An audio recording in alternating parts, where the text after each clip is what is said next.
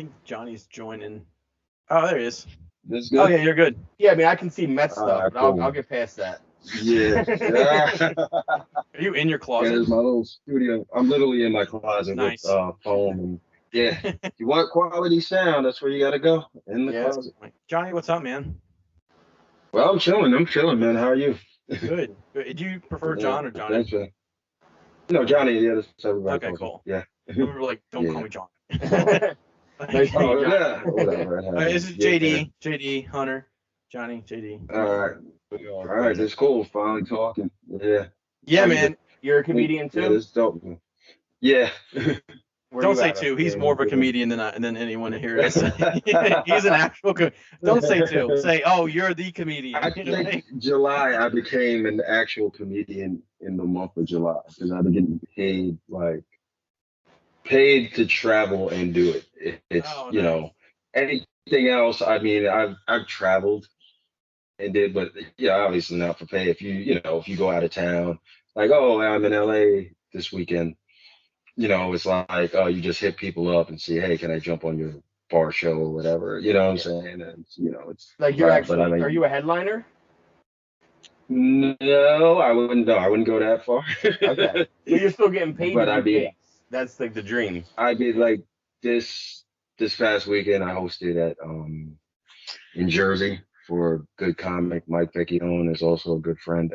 So I got the host for him. Oh, he's the best. He's the best. And we've been friends for like a long time. When I first started, he's one of the first comics I knew. Always one of like the nicest guy and always willing to help. And he asked me to come out and host, over the weekend. So I was like, oh yeah, this is a big deal. So yeah. How was that turnout there? Because Ari Shaffir just did a huge bump for him on Rogan last week. And I was wondering if that was going to pay off or not, because last week Ari was on Rogan saying everyone needs to check out. I remember, definitely, yeah. The turnouts were good. Not like sold out or whatever, but good enough. You know what I'm saying? I mean, who owns that shit? Vinny Brandt. He's somebody I look up to. I'm trying to start a club where I live in PA, and I just want to have a club that I just fuck around in and let people come in and perform. And so that's what I'm working going in my college town in PA.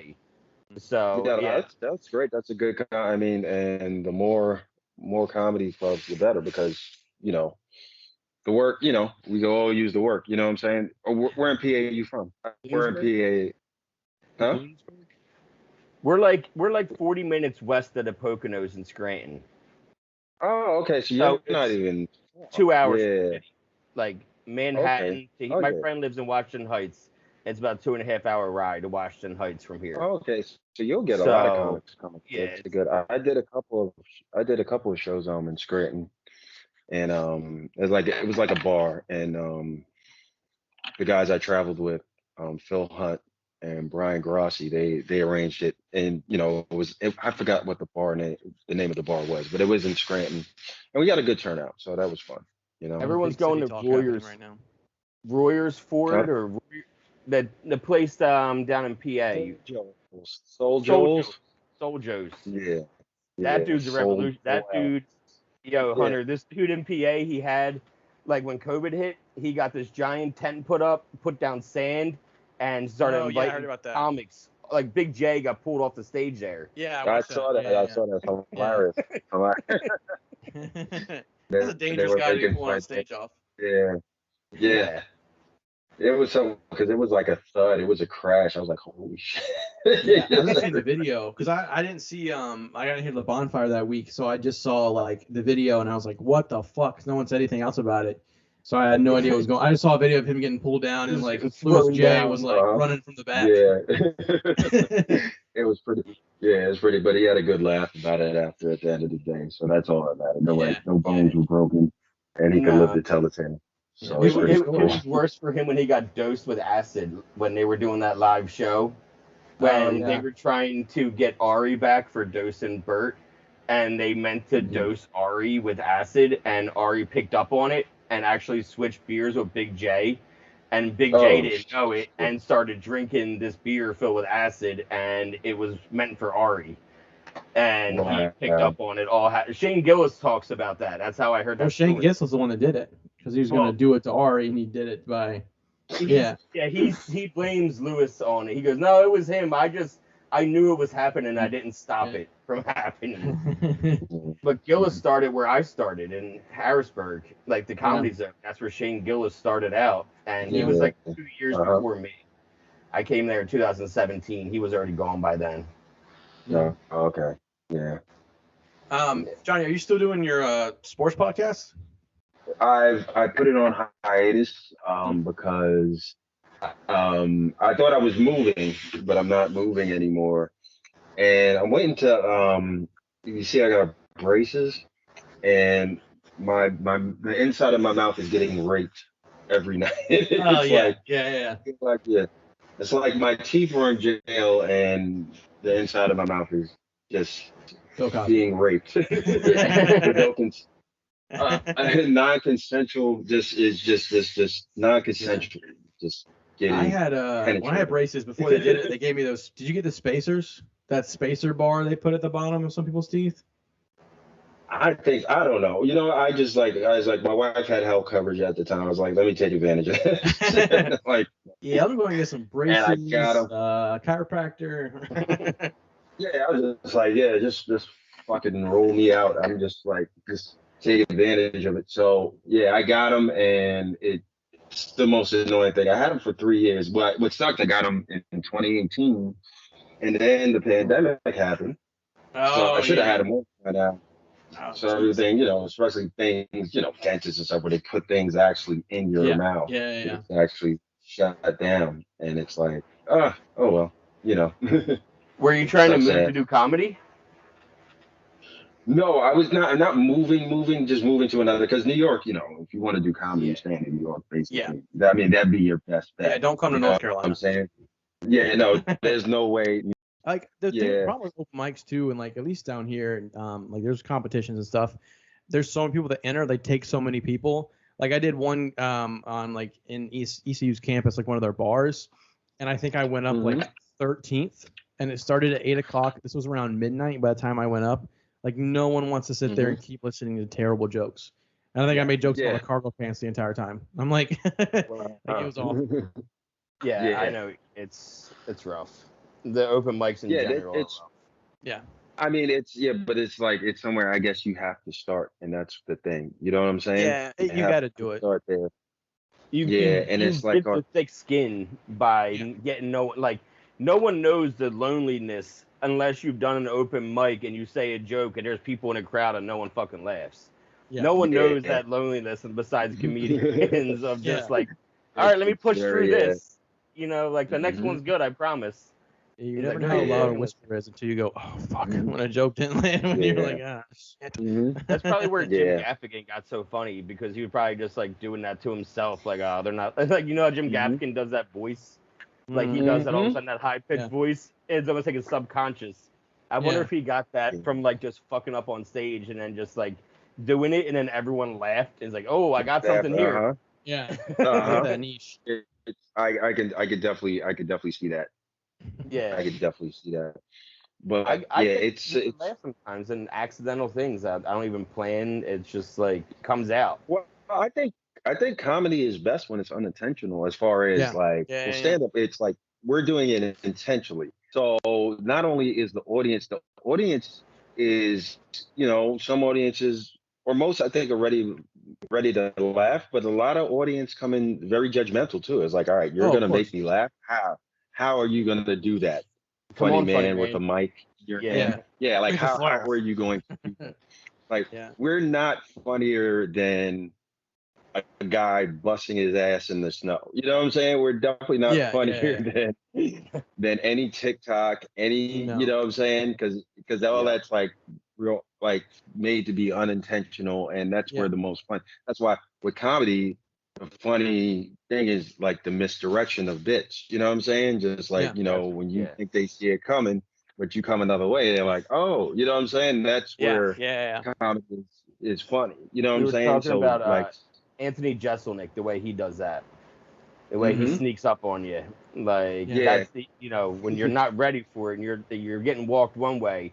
Even Chappelle's the master at it. Chappelle, when he did that joke in his special, because I picked the thing out of the hat, and I'll tell you the punchline now is, so I punched her in the pussy, and then like you forget for 5 minutes that was the punchline, and then he brings it around, and then he hits you with that punch, and he goes, "See, I told you I'm the funniest motherfucker in the world," and then you're like, "Yeah, you're right. You called that shit." Yeah. How are you with I noticed I really only have had them at open mics, but I did have this one lady. I think I posted the video on my Facebook. How are you guys with hecklers? I mean, we don't. I'm trying to think because I haven't dealt with one in a very long time. I feel like in the city and where you guys are from, it's a little less because I feel like comedy is a little more respected.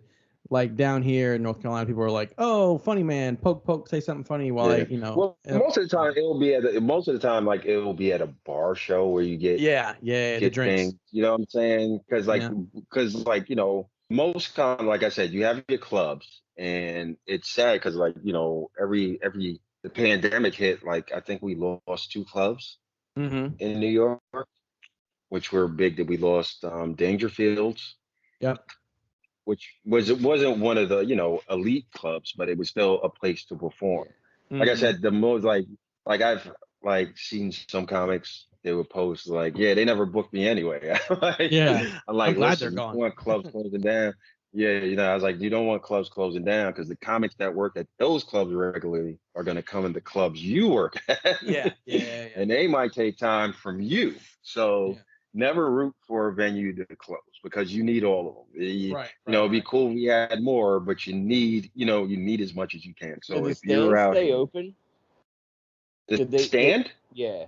They actually moved. They relocated. Okay. They used to be on 3rd Avenue. They were much smaller now. I just did the stand, I think, 3 weeks ago. Isn't that the one where the guy, the owner, was killed in his house last year? Yeah, the brothers. I think the Italian brothers. I'm not. Yeah, I don't. That's a club I didn't frequent as much till like the last couple. When they opened the new location, it's cool because they have 2 rooms. They have one upstairs, one downstairs, and so there's more opportunity. So I hang out. My boy Matt Richards, if you heard of him, he was on the Michael Che show recently. Okay. I opened up for him in Minnesota 4th of July weekend, so that was cool. And he has a magic show every Sunday, like a comedy / magic show. Yeah. And he's great at both. And he's a good friend, so he'll ask me. He's like, "Hey, you want to come do some time?" I was like, "Okay, cool." You know what I'm saying? So the stand, like I don't know the full story about the thing. All I know is that dude just like came in and just like killed him, and then he was wanted, and then like something with the housekeeper. It was something with like an au pair. He was like dating the au pair or something like that, and was like jealous. Oh, wasn't that that was Big J's manager, wasn't it? Yeah, Big J, Okerson's manager. He was like close with him and shit. He managed a lot of people, and he ran the stand. That's why all those guys do that podcast out of the stand. Legion of Skanks. Yeah. Well, the Creek and the Cave moved from you guys too, right? They went down to Texas. They got closed, and that's the club that closed. That was the most. That was like up here. It was like a homeless shelter for comics. Like so many comics. Like I would go there, and it'd just be comics there. It'd be like 1, 2, 3 in the morning, and and they basically lived there. They literally packed their shit and left. They took their shit off the walls. Unfortunately, pandemic hit them. And he's like, all right, I know Rebecca, the owner, just relocated to Texas, which is great. You know what I'm saying? Because it's probably a better investment for Austin's her. Picking up right now. Yeah. Yeah, I was gonna say Texas is becoming a big place to go to for comedy. Well, Austin, I think has been like a trendy place to go for the last few years. They have the South by Southwest Festival every March. The first week is comedians, the second week is movies, and the third week is music. And it's a huge festival that happens every March. And so comedy has been like people go there for shows all the time, but now like ever since Rogan went, and then everyone else is like migrating from LA and New York. Like I know an open micer from Pennsylvania that said fuck it and moved down to Austin to do open mics instead down there. So that's why I asked where you were moving if you were like migrating to. No, I wasn't. No. If stand up is still a thing for me, because I feel like quitting all the time. You know what I'm saying? It's you know, you have your days where it's like, you know, it's like because it's not financially. Like I think in this day and age, stand up isn't enough. I don't think. Yeah. I can honestly say I probably if I make it, it won't be because of stand up. It will be because of something else, like a podcast or or I got a role in a TV show or movie, or I went viral on TikTok. It won't be about like stand up is. I don't think it holds the same. Because when I first started, you know, you were told like, yeah, go hang out with the clubs. I think the best thing for me, as far as my stand up career, if you want to put it that way, was working at a club. I actually I used to work the door at Broadway Comedy Club, and in exchange, you work a day. In exchange, they give you a spot, you know, in the next couple of days. So like once a week. So, you know, I worked on a Saturday, I would get my spot on a Wednesday. And that was the best because you got in front of actual paying audience members. Yeah. You know what I'm saying? It won't be a great spot. It'll be like maybe the check spot. You know what I'm saying? If you know what check spots are, that is Broadway Comedy Club. That's where like you get all the tourists, right? You get a lot of tourist crowds. Yeah. Oh, that sounds awful. Yeah. No, but if they get it, they get it. Like I've done well. I mean, I've done great shows there. You know what I'm saying? Well, it's good because cool. I mean, they're coming to laugh, and they're coming to New York to laugh, and they're also they wouldn't have been there the other day to already seen you do a bit. You know what I mean? Yeah. They're fresh eyes and fresh ears that are looking. So like that's why it's so successful Broadway because they're getting all the tour. Nobody's going to the Cellar when they're in town, like as a tourist attraction. No one knows to go. Well, it depends. I mean, no, people know where to go to the Cellar because for they comedy have, fans. Like, for comedy fans. Yeah, you know? That's true. Yeah, that's true. No, yeah, you're right. And now the Cellar is more because they have technically 4 rooms now. Yeah, they have. You had the one room. Yep. Yeah. They have the original one on McDougal. They have the Village Underground, which is right around the corner. Yeah. Then you have the Fat Black Pussycat, which is a bar right next to it, which has a room I think upstairs and downstairs.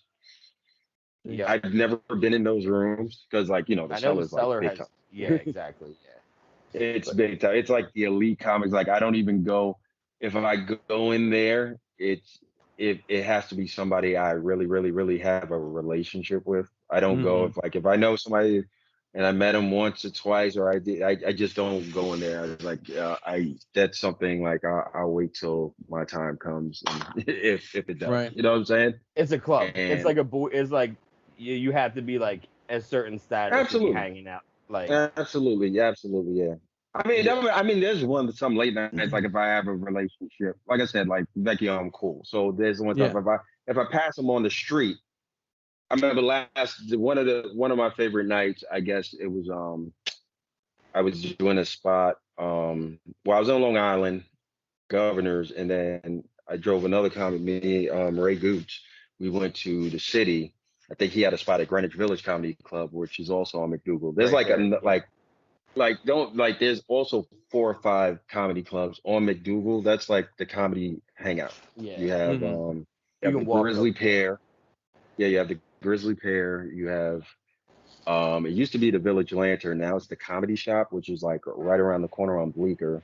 And so not only you have the Cellar, you literally have within that proximity, you have 4 legit comedy venues. You know what I'm saying? Yeah.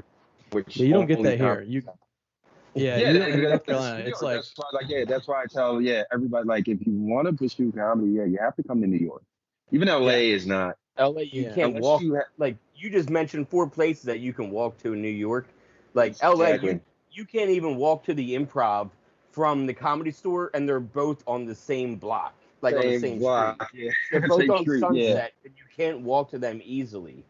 Well, Laugh Factory, and the store on Sunset. That's what I meant. Laugh Factory. Improv, I know. Yeah, Improv is like on Melrose, like maybe a block over. But they're all far. Like everything in LA is so spread out. Yeah, I live in LA. You know. I used to live out there, and I used to go to the Comedy Store all the fucking time. Like not to perform, but to watch. Yeah, but a lot of people, that's what they do. Yeah. Yeah, exactly. But still, like and I was in AA. I would go. I was going to. They have AA meetings out of the Comedy Store every day, and so sell tickets. Like you guys are doing really well. Also, next Friday, one of the main dudes is a comedian that I would always see. He would run the AA meeting, but then I would see him do spots at night, and now he's out there like opening for Steve-O and shit. So great if like he was throwing you guys under the bus, like he's just learning about who bad stuff. Steve Randall. Wait, his name's say that again. I'm sorry. Steve Randolph. Or Steve Rand. Oh, cool. I don't know who they are. I don't know who he is, but like, yeah, that's cool. Tour had a viral video of him 2 weeks ago or 3 weeks ago. They posted where he talked about being on Mexican Jerry Springer in a kimono and fighting a giant gang. Back when he was on coke. He was all coked up on Mexican Jerry Springer. Hilarious. And yeah, wow. Jerry Springer. Yeah, the Pepe. His name was something like Pepe something, and he's known as the Mexican Jerry Springer. And his that's fun. hilarious. That sounds awesome. Yeah, I used to love hanging out there. Pauly Shore talked shit to me for being there, and that made my day. Yeah. He like walked up. He just looks like shit. I'm outside an AA meeting, and he's like, AA on a Saturday. How'd you really get that bad? I'm like, what the fuck? Get roasted by Pauly Shore? I did what's the name? I did the Belly Room. That was like a long time ago. That's the only like experience I had at the Comedy Store. Okay. I did the last. Huh? The Laugh Factory. Did they record your shit?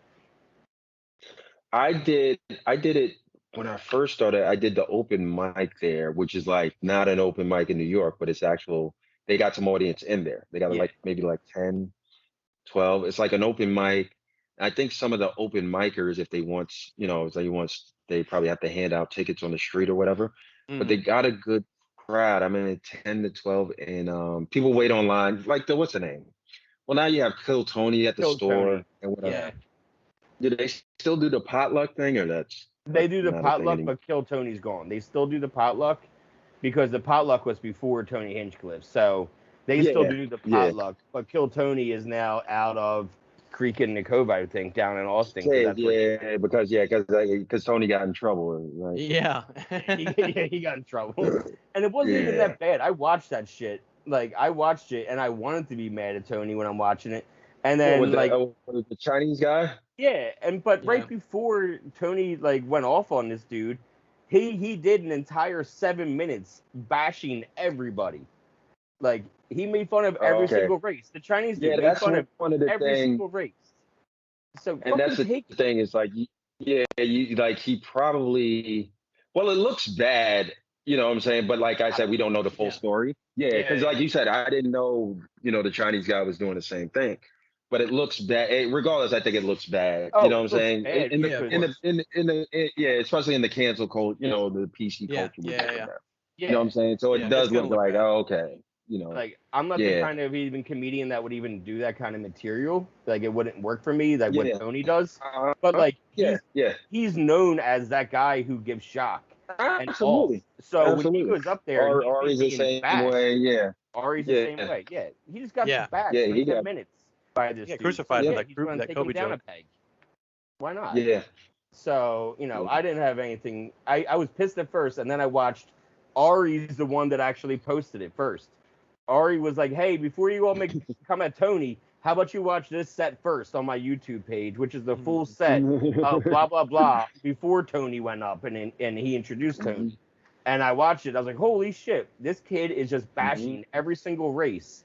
You can't go up there and just, if he would have did his own bits, making fun of himself and doing bits, then Tony went up and made fun of him, then that's one thing. But to go up there and make fun of every race and not expect to get some kind of heat back, that's fucking comedy. That's what we do. Yeah.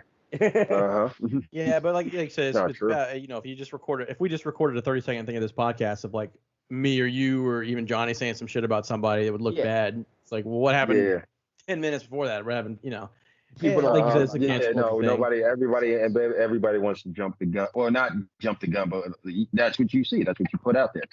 Well, I think remember that movie? Remember the movie The Running Man with Arnold Schwarzenegger and how they edited him? go into, he's like, you have to save the people, and and then they revisit like, the hell with the people, and then it's like this kind of shit. Yeah. Well, I think the thing is too, People can do that now.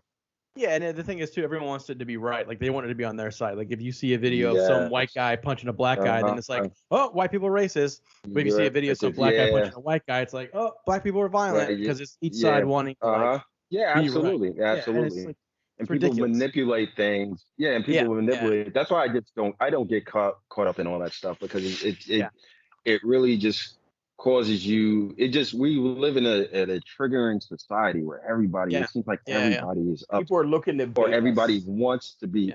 Yes, people want to be upset about something, and there's things that happen that are right or wrong. You know what I'm saying? But it's like, I just never sided. That's why I never talk about like politics. I don't care. You know what I'm saying? It's like, at the end of the day, you gotta avoid that shit, because it's gonna at the end of the day, destroy you. You gotta live your own life. You know what I'm saying? Yeah. I think the problem is people just have it too easy. Like people have their lives are too, like they have to be hurt, they have to be offended by something, because if not, it's just like wake up every day, they get what they want. If you go to like a third world country and you're like, can you believe this video? They're gonna be like, what the fuck are you holding in your hand right now? What is that? Like you're gonna. They don't care. They're more, they're worried. Like, I gotta walk 5 miles to get a banana. My brother was just eaten by a tiger. I have to go. People are complaining about anything though. Like I work in mental health, dude. I run a meeting center, a nonprofit. My wife and I started. All we do is mental health meetings for addiction and all that kind of stuff. And people are complaining about us. Like somebody complained in the paper, like where they can like send in like notes. And they're like, oh, great, the new park is going to be across the street from the drug withdrawal center. It's like, drug withdrawal center. Do you know what the shit you're saying? You're afraid that we're going to sell drugs out of a drug withdrawal center?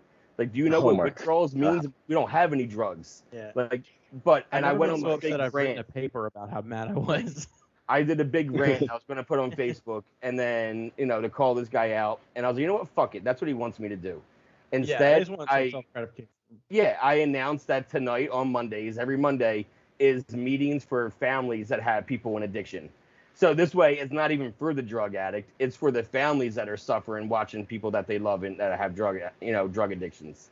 This way, you know what? You think they're for people just with drugs? Now they're for the families that also have drug addicts. So that was my way, because I didn't want to fall to his level of just being like, oh, I'm gonna bash him back now. Because that's what they want. They want you to bash back and then be like, look what I instigated, and it worked. Look how bad of a person he is. Yeah. This shit happens every day. No matter what. Go back to dueling people. We should go back to fighting.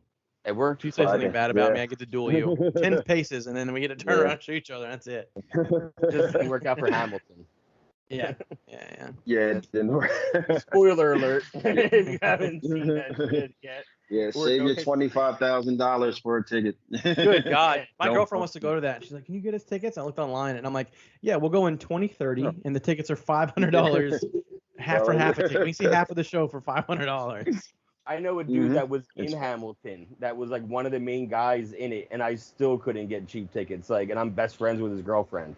And she was like, I can only go like for free because it's me, and like if I was to bring one person, we have to pay for this. Like, holy shit. Yeah, don't fake a pregnancy anymore. Just buy your boyfriend tickets to Hamilton. He'll be stuck with you a lot longer than if you had a baby. Oh my God. I'll just watch this shit on Disney Plus. Fuck it. Like, that's the way to go, right? Yeah, just see it on Disney Plus, man. Yeah. You can get surround sound for a lot cheaper than what you spend on Hamilton tickets, and at least I can smoke weed in my living room. You could get a time machine and go back and relive Hamilton for what you go see Hamilton for. They don't like to take a blunt out or a joint in the middle of a theater and light it up for some reason. They're not a fan of that. No. Yeah. You got double up on the edibles that night. So Johnny, you're not doing your podcast anymore. But you and I. It's on hiatus. Okay, sorry. I'm sorry. It's on hiatus. We'll probably. I don't know. It's pending. It's under construction, I guess. Yeah. You know what I'm saying? That's how it was with my Don't Tell My Mom one, so I understand. He asked me to be on, and all I know about sports is the same amount as a high school girlfriend having her boyfriend tell her about sports. Like, I would wear someone's Letterman jacket on the podcast, and I'd be like, yeah, their colors are really pretty. That's why I'm a fan of them. He's like, you want to come on? I'm like, oh, God. Sure. I'm embarrassed the shit out of myself. I'm talking to my dad first about sports, so I can come on. I see a Knicks jersey to your right, and I see a Mets jersey to your left behind you. Yeah, this is these are the studios. This is the studios setup, I guess. Is that a Patrick Ewing jersey? Is that a Patrick Ewing jersey? Yeah. I caught that jersey. 33. Yeah. Yeah. You got their own comedian on your sports book. Yeah. But it's Sorry, I'm interrupting you. No, go ahead. Oh no, mine. We were just talking about earlier. Skype's hard to tell when someone's talking or not talking, so you just start. I was like, the closest I got to the Knicks was when they picked up Derrick Rose for like that year, and then it was like, all right, I'm done. Yeah, and then now he's back. Yeah. Playing better. He's actually really good. So yeah, Knicks had a good run. I mean, for a change, it's been like last season Knicks did really well. Even though Knicks fans are fucking savages because they won one game in the playoffs. That's all you need. And that's all you need to get going. Outside the Garden was like everyone is acting it's like you won the championship.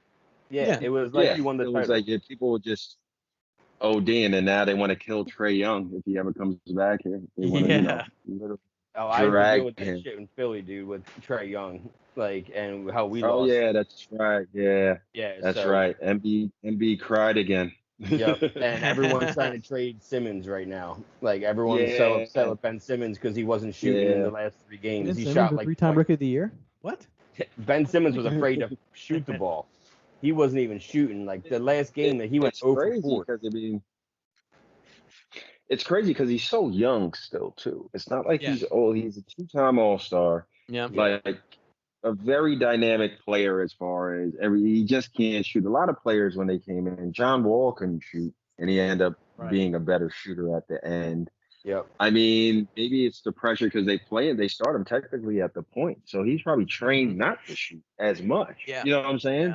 Yeah. Just facilitate, and be a playmaker. That if you're bringing up the ball, that seems like your primary concern. I think the shooting. I mean, but now he's passing. He's great at passing, and he leads the team in assists all the time. He's getting boards. He does a point guard job. That's he gets in there. And he's wanted he's like a 6'9".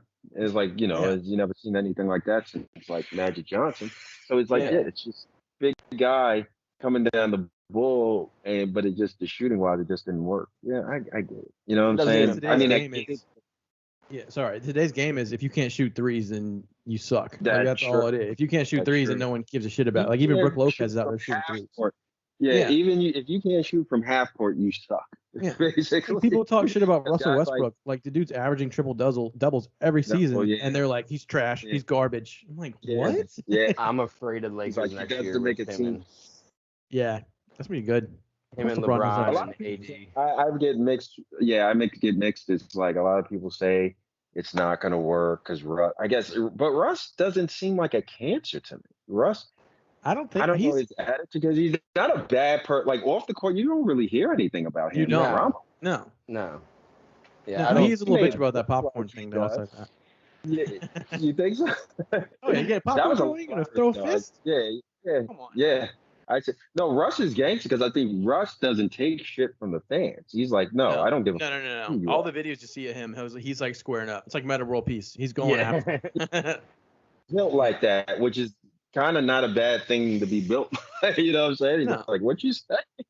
Yeah. He's like, I'm not gonna take your shit just because you sit over there. You know what I'm saying? Say that. There's no wall between us. Next to me. Yeah, you wouldn't say that walking down the street. You know what I'm saying? No. You wouldn't say that.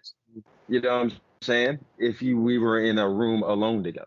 So why would you feel that? You know what I'm saying? So there's a lot of things said online that people would never say in the streets. People have a lot of Absolutely. Oh yeah, I'm full of confidence behind the keyboard. What are you talking about? Like the shit you even self-admit you're mean tweets. Oh, I say mean shit to people online all the time. Most of the time though, it's because they deserve it. I'm mean to people if they deserve it. Other than that, I'm like, I won't just go to someone's just like, I'm having a great day today. I'm not going to be like, I hope you die. It's not like that. But if someone's like something stupid, I'm like, all right, someone just hadn't told me you're dumb today. I can reply back and just having some good fun, some good clean fun. In person, probably won't say it to you, but you don't know where I live. It's fine. Yeah. You got any shows coming up, Johnny? Like on the road somewhere? Road wise, not really. You know what I'm saying? My schedule, like after like I get things so late. You know what I'm saying? It's not like oh, my whole August is booked. I'll get something because I was at New York last night and the booker texted me. He's like, "Hey, you available tonight?" I'm like, "Yeah." Yeah. So my like I don't know if my shows, like even with the Vecchione show, he hit me up last week. So you're so it's like, you know, it's the last minute like hosting gigs. Like, hey, somebody dropped out. We need you. I mean, well, not even. I wasn't even dropout. He had me in mind, so it's like, you know, that was cool. That's good. And, yeah. Like when I went to Minnesota with Matt Richards, that was like it was planned maybe like a couple of weeks in advance. Oh, that's cool. But other than that, yeah, my schedule is so sporadic. Did it's you go not, to that you know, Mall of nothing's America that. one? Yeah, That and we did. what's it called again? Bloomington House of Comedy. House of Comedy. Oh, they were great. That's the best. Like, that's when I felt like a comedian. I heard like, that's I a could really put comedian. cool club. Like, nice. It's really a cool club. It's in the mall. They feed you well. Like old clubs, like when they feed you, the staff is really nice. Wow. You know, these experience I don't experience that much because I'm not, you know, I'm not. Yeah. But when you're on the road, you know, hotel was taken care of, everything was taken care of, and it couldn't have been a better time. You know what I'm saying? So it was weird because it's like, all right, you know, we just came from a pandemic, so being on stage was few and far between. I'm pretty sure in New York we were doing a lot of stuff, but me, I have a family, so you know, there was shows I was asked to be on, and I would just turn them down because I didn't know, you know. Yeah. I didn't want to get sick and bring home COVID or something to my wife and kids. Yeah. So I was like, turn on. But a lot of people like their shows on rooftops, backyards. Yeah. A lot of underground shit that probably shouldn't have went down, but it went down anyway. You know what I'm saying? Yeah, I saw a lot of rooftop shows going on in LA and in New York where I was seeing like comedians put on. Yeah. Yeah, I heard LA was really bad. Like, well, LA, they're not fucking around. Like, shit is shut down. Comedy you know what I'm Store saying? won't even let you in unless you show a vaccination card now. Yeah. Communist. They were doing that for a little bit too, yeah. They brought it back, and they even posted yesterday, if you get a vaccine in the month of August and show proof of it, they'll give you 2 free tickets to a show. Because they want people to or is it just like some great no, to the original room, show. Like the original room is a good show. Like the belly room is where you start out, and that's like the basement of the comedy store. The original room was their main room. It's a rooftop. The belly room is like on the 3rd floor, and it's just a small room. Yeah, it's small, like random to the side. And then the original room is probably seats like 250, and it's like, you know, it's decent size. It was their main room for a long time. It's got the big window. It's got everyone's name and neon. It's very nostalgic. Yeah, it's a very nostalgic place. It's like a very historic place. But the main room seats like 500 now. It's like fucking huge, and it's got the big pillars. I haven't been there. Yeah, I haven't been there in a long time. But when I went there, you know, you get when I went there, I did the belly room. I just went upstairs. I didn't really Oh no, I think before I went to LA, I just went there as a fan to attend the show, and it was a good vibe. You know what I'm saying? It's a very, you know, and they don't have an MC for their shows. They do more like pass the mic, right? Pass the mic, yeah. It's them introducing each other and whoever's up next, and then they introduce. Yeah, I saw like Jeff Ross and Nikki Glazer were there, and they were getting ready for the Bruce Willis roast. So when so they were just literally, Jeff Ross had his laptop on his lap and was running his bits that he was going to use at the roast on everybody in the crowd, and be like, "Is that one work for you guys?" And then they delete it or add it, you know, put a note next to it. Yeah. Nikki had all of her papers, and she was just going through them and just like, this joke doesn't work, and throw it away, like literally just throw that shit aside.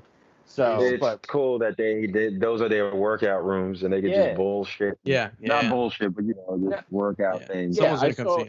Sebastian Maniscalco like did 15 minutes. I had never seen him do anywhere else on a special because he was just working it out. You know, he literally like, and then ended up just dropping. It was on homelessness in L.A. It wouldn't be funny in a special. It would only be funny in L.A. for them to get it. You know?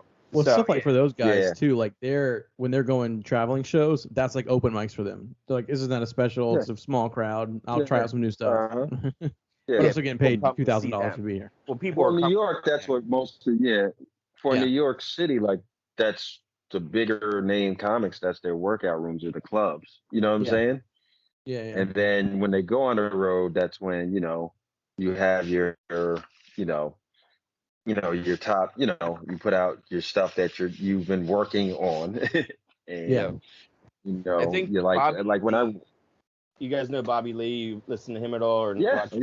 Yep. Bobby Lee always says how his shows all of a sudden changed because of podcasting. Because his fans could now know where he was going in advance. And because they listened to his podcast, they'd be like, oh, he's coming to Flagstaff. Let's make sure we sell it out. And he said, before I did podcasts, like I would never sell out any of my own shows. It would be like half capacity.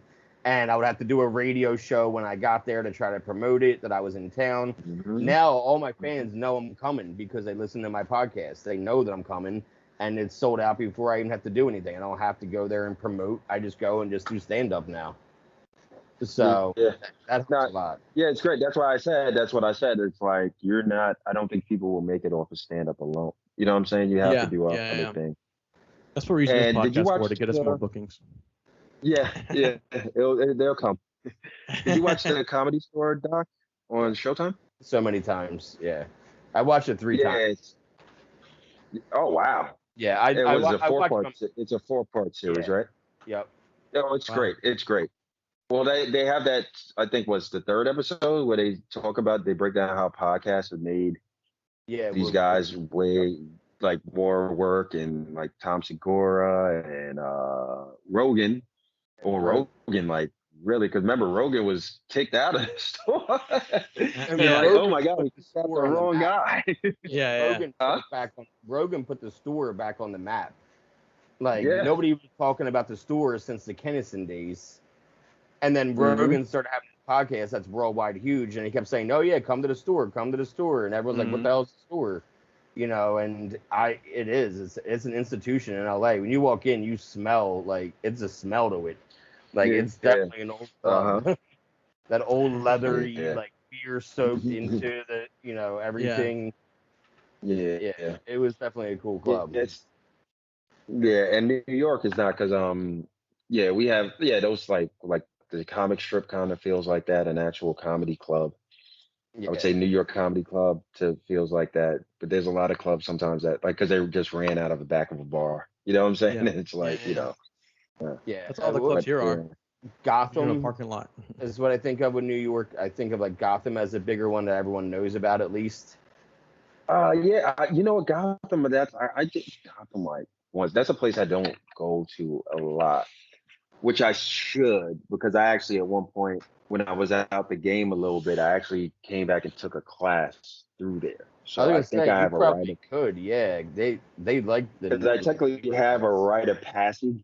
Yeah, I technically have the rite of passage to show up there. Like, hey, I used to take a class there. So I should probably milk that. I don't go there enough. I've never been to the Boston in New York, but I heard it's just like a shithole now. The Boston Comedy Club? Yeah. Boston Comedy Club is now I think a bar, like a wine bar or something like that. Really? It was right around. Huh? I know a lot of people started there. Yeah, I did too, and it actually was a decent place to go. It was actually one of those places where it's like one thing they had like Sunday, like most of the black shows or urban shows, they would be on a Sunday, and they would pack that thing out. And I remember like one of my first O'Neal. like. That's one of my favorites. But like Boston, I remember one of the first time, it's like I bombed so bad. I think I stopped. I didn't do comedy for another couple, maybe almost like a year. Oh, wow. It was so bad. It was like one of my first bombs. When you start off, like when you guys started off, did you bomb first or did you kill first? I got laughs my first time, and then I bombed. You bombed the second time. Bombed the second. Yeah. Okay, got you. Yeah. First time I did, my first ever one I did was a competition at Charlie Goodnight's, so people were there for comedy, so I did pretty good. But then like, so first time was fine. Crowd. Second, third time was like, Get off the stage. Yeah, I had to go. I went to the Helium. I went to Helium in Philly, so like the crowd was there to see comedy. But then my second show is at like the Comedy Zone in Harrisburg, and it's like fucking crickets. I've only bombed at open mics because they don't care. Like I bombed exactly. I bombed at it was at the Boston. It was like one of my first. It was like maybe my second, third time on stage, and because I killed first, I did well in another room in Queens, where it was like same a black urban room, and it's harder if you ever done black urban rooms. They are hard if you don't relate to them, whatever they won't. Yeah, I find it hard to relate. Yeah. Why? No, and they'll make that. Yeah, they'll either be silent, like if you do a mainstream room, I don't want to call it a white room because you have black people in there too. But when you do like the main club and a joke doesn't go over, you might get a little chuckle, or they just won't laugh at all. But if you bomb, you start hearing some rumbling, some tables. You're like, oh, like we paid $30 for this shit. Yeah, but if you do really well, Patrice if a white person does well in like a urban room, it's like, oh fuck. Did you hear that story? Yeah. Patrice O'Neal threw something at Kevin Hart. Kevin Hart was starting out at the Boston. I know what you're talking about. Yeah, and he threw a shoe at him and told him to get the fuck off the stage. Yeah. No, it's okay. There was one. I think he was talking about the cellar. Somebody Maybe was up and they right, and they threw a phone book on. You could look for a job, look for something else. And it's just like, oh man, yeah. Patrice was brutal. I met him one time, and I'm glad it was a good interaction because I heard like most of the interactions with him. If he doesn't know you, they're not good. You know what I'm saying? Yeah. Bill Burr has some amazing stories with Patrice. Oh yes. Bill Burr started out in Boston with him and everything. Yeah, they started in Boston. Yeah, him, Dane Cook, Bob Kelly. Yeah, all those guys. Yeah, Bert Kreischer. Bert Kreischer started out with all them too in '97. Like it's so weird to think it took him longer to make it. Like Dane Cook catapulted it out of that shit, and everyone just. Yeah, but now look where everyone is now. Yeah. Like Bill Burr, Dane Cook, I mean, he's still doing stuff, but, like 2005, you heard Dane Cook, you're like, oh, my God, Dane Cook's doing a special. Yeah, and now it's like, that's cool. Dane Cook's going to be where? Robbed blind by his brother, I think. Like, his brother stole everything from him. Like, he had to reset and do everything over again. What, his brother was like his manager or something? Yeah, he was bleeding his money dry and shit, like, behind the scenes. Oh, man. Yeah. I didn't know all that. Yeah. I knew after, he seemed like at that time he hit his peak, and then it kind of, not saying it went downhill, because I don't remember calling it going down it, but I guess more people weren't finding him as funny as he was. You know what I'm saying? His circle was kind of like his That was his peak. Yeah. And then he was the first. I want to say he was the first social media comic. MySpace, because MySpace, he was killing on MySpace. And that's where he was promoting shows on MySpace when he moved to LA, I think. And then he's like, this is much. And then he got a following like no other. And dude, like you can say what you want about him, you know what I'm saying? But he crushed it. Yeah, he to me, he's I call Kevin Hart the black Dane Cook because he's kind of almost the same. You know what I'm saying? They did a run of movies. They had to do a bunch of movies that were comedies that they were all kind of the same character. Well, their comedy's kind of the same. Not too much, but I mean, in terms of energy and. You get what I'm saying, right? High energy guys, and I'm not saying, and I will never say they're not funny. It's like sometimes he won't be your favorite. You know what I'm saying? He might not even be in the top 10, but you gotta respect the hustle. That which is when people shit on Kevin Hart, I'm like, listen, man, this guy, this motherfucker has a shoe deal. Name a comedian. Yeah, exactly. A shoe deal. He's doing things financially and business wise that you will never see ever again. That guy, he's made it. He's done. You know what I'm saying? Yeah. He's done, and selling out arenas and the motherfucker sold out a football stadium. How do you do that? Yeah. And it's. Well, there's stories about Big J was telling. Yeah, he did multiple of Lincoln Financial. Like, it wasn't just one show he did there. Insane. He did like 4 shows in a row. But how many people are you getting there? Like 90,000? I mean, did he draw? There's like 60. I mean, I don't. Oh shit, no, because he probably had him on the field too. There's 60 Yeah, at the so stage. it's a football probably, stage. It was a field and most of the stands. Yeah, that's right. I don't know how much you draw from that, but damn, like I would be like, yo, if say I met Kev once when I remember I did the Laugh Factory when I first started. Like I was out in LA, I was like, let me go to the Laugh Factory and do the chocolate sundaes. That's one of my worst bombings too. That bombing knocked me out of the game like for like a year or two. It was I got booed. That was like Tiffany Haddish's spot too, wasn't it? She would hang out there a lot. Laugh Factory. Chocolate Sundays, yeah. Laugh Factories, I think for the urban rooms, because that Chocolate Sundays show was a big deal. That was like, I remember signing up for it. And I was like, all right, I guess I'll fly out there and I should be okay. And oh my God, that was the worst bombing ever. I even want to quit now if I just watch that. One of those, it was really, really bad to the point. I got booed. Damn. And it took me a while. And as soon as I got booed, I left. I had actually a friend and another friend who were actually actors. Like I wouldn't say big time, but they were decent at like they've been on TV. They had I just bomb in front of these guys, and I'm like, and it was a hangout. It was a hangout to me. It was also a hangout for Black Hollywood because you would see like guys from like Moesha hanging in the balcony, or like one of those like UPN shows, you know what I'm saying, and just hanging out. It just like it was a hangout, and then you're like, and I'm bombing in front of these people. That's funny. We were talking about CW and UPN earlier with Bernie Mac show. Yeah. I'm like bombing in front of these people. I think, what's the name was there too, and I'm eating my ass. George Wallace. Oh shit! And he came up to me. He's like, "Listen, don't quit.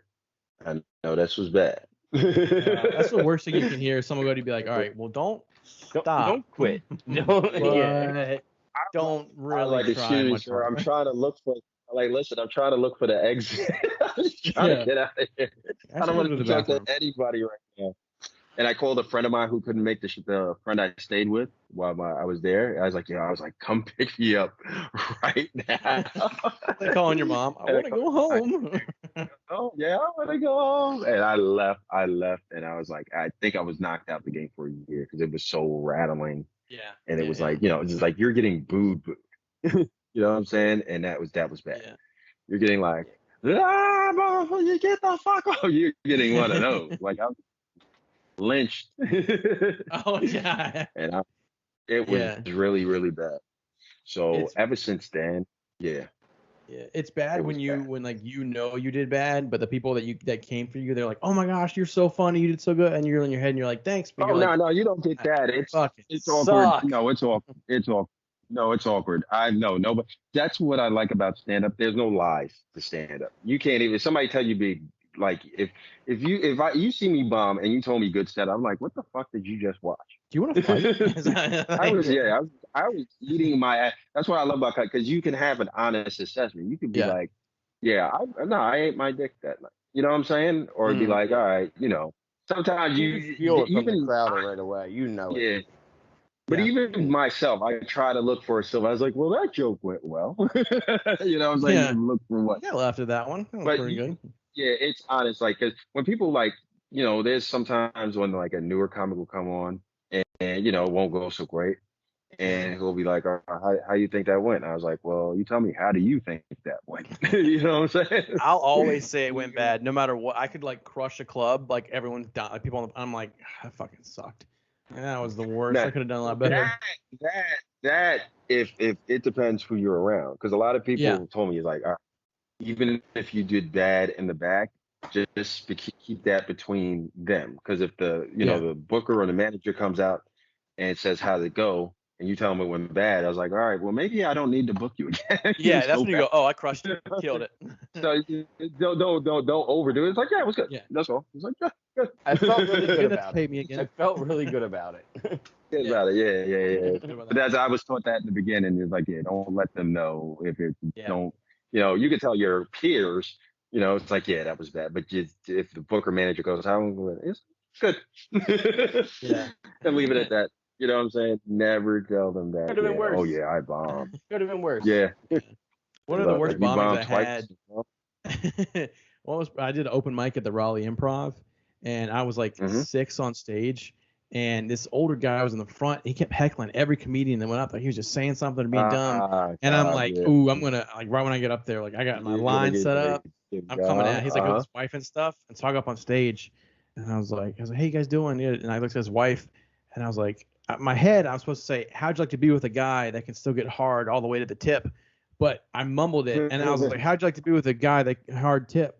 And everyone was like, oh, man. And I was like, oh, no. And then from then on out, it was just, I was just bad. Put the mic back in the stand, then he just back the way you came. You already did this. You already dug the hole. You already dug the hole. And now it's like, it's time to get out the hole. Yeah. It's hard to get out that hole once you dig it in. Yeah. It was bad. Yeah. I always remember that. I'm like, I shouldn't have fucking said anything. There's only like one comedian that can like stutter over it and get away with it. It's like Joe Mackey. Joe Mackey, the way the way he talks and like the way his like delivery is. Shy. Yeah, his delivery is different. Yeah, very shy. Yeah, so he can trip over his words and still now the punchline.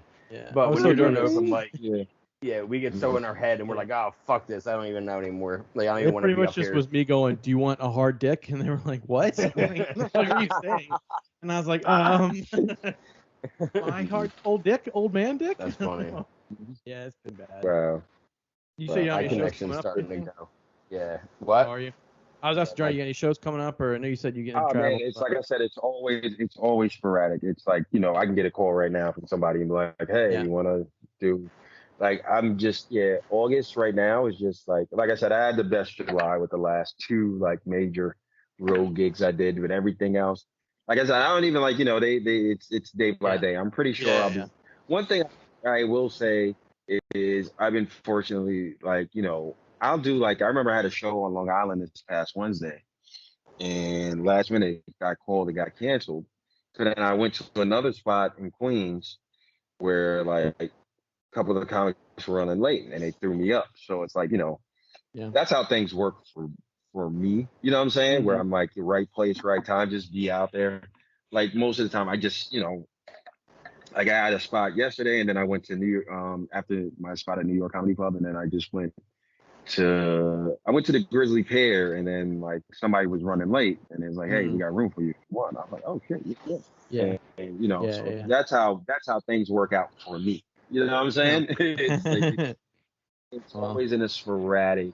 If I could get like 5 bookings right after this podcast. So it's like I said, I don't have nothing cool to tell you. That's okay. Yeah. I think you're in that spot of being a comedian where you're not getting a phone call from the booker, you're getting a phone call from the other comedians that have the booker be like, hey, who do you know to bring with you? Like, right, you're getting the phone calls from the comedians to come with them. Exactly. And that's like, I'm just trying to... less pressure. Yeah. Because I mean, in the beginning, like, just starting, I think the best thing, because I tell everybody, like, if they want, like, if they do too many mics, I was like, the best thing for me, how to get better at comedy and how to be in the know at comedy was to work at an actual club. Like, how people go move to LA and work the door at the comedy store just to get in. It was like, I did that for Broadway Comedy Club. And because of that, I met a lot of good comics from that. You know what I'm saying? Yeah. Like, you just be the doorman, be nice, be cool with everybody. You know what I'm saying? Try to be cool with everybody. You know what I'm saying? And people will help me. Like that's like working the door, like guys like Vecchione. That's why I met him by working the door at Broadway. Yeah. Ted Alexandra. You know what I'm saying? Another guy who looked out for me once or twice. Gaffigan too. I'm not saying he looked out for me, but it's you build relationships not only like you build because you don't ask, but if they see you somewhere, it's like, oh, Johnny from Broadway. It's like, yeah, how are you? You know what I'm saying? That's my relationships with clubs. So now the guys I knew were working the door like are more far along in their career. So if they can help me and they see that I'm doing the work, and it's like, all right, cool. You know what I'm saying? Then it's like, it's better. Like another then after that. The only club that technically booked like New York Comedy Club, how I got there, I used to be a bar back there. Oh, wow.